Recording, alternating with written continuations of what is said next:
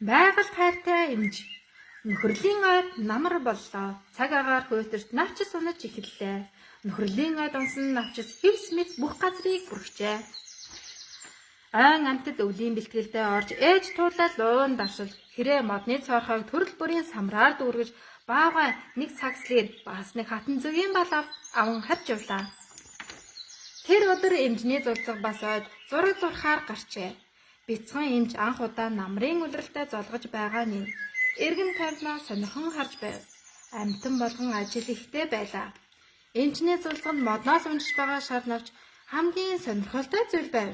Унаж байгаа навч нөхөрлийн ойг хөрдүүлж байгаа юм шиг санагдан модонд уурн хурч байв. Ингэж бодон эргэн тойрноо ажиглан явж байлаа. Тэгээд бяцхан эмч нэгэн шийдвэр гаргажээ. Навчнуудын ойг бохирдуулахыг болиулах хэрэгтэй юм байна. Би байгаль орчин тайртай. Нөхөрлийн ойг энэ навчнуудаас цэвэрлэх ёстой гэж бодон унсан навцыг уутандаа хийв. Амьтад эмчний цуцганы хийж байгаа зүйлийг гайхан харцгааж байлаа. Түгээд л байлаа. Ойд унсан навч дуусахгүй байв. Маш их ядарч гин. Тэгээд нэг хожуул дээр амарч суухдаа ойг цэвэрлэхийн тулд бусад амьтдаас тусламж хүсэх хэрэгтэй юм байна гэж бодов. Учир нь энэ ой бид бүгдийн ой шүү дээ. Энэ үе түүний хажуугаар үнэг өнгөрч байлаа. Эмчний зулцах үнэгт хандан. Үнэг ахаа, та надад туслаач. Яагаад чамд туслах ёстой вэ? Шар навчнууд бүх ойг бохирдуулж байна. Байгаль орчныг зэрхэн болгох гэсэн юм аа. Харин түгээд огт дуусахгүй юм.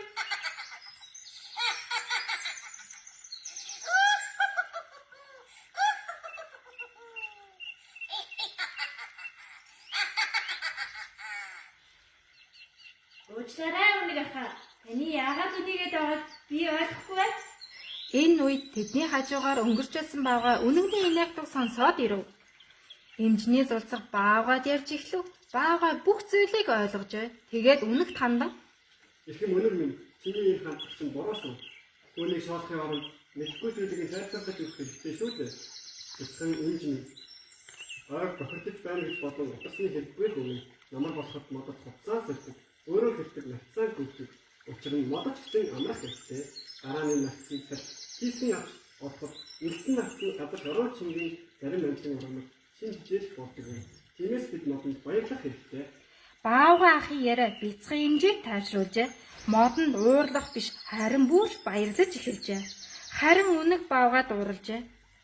Та нарын үгийг сонсох хүсэл авах. Уурандаа өмнөө байгааг чулуугч анзаарсангүй.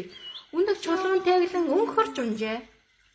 Бяцхан эмч баавгай хоёр болсон явдлыг мартан үнэг туслахаар усхив. Түүнийг түшин босгов. Үнэг муухай зан гаргасандаа тэр хоёроос уучлалт гуйв. Үүнээс хойш хинээж би шаалахгүй.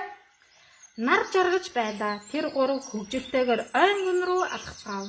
Хүүхдүүдээ мэдгүй зүйлийн талаар судалж сайн сурах хэрэгтэй. Мэддэг зүйлээ бусдад хэрэгтэй. Гомдоолгүй харьцах хэрэгтэй шүү.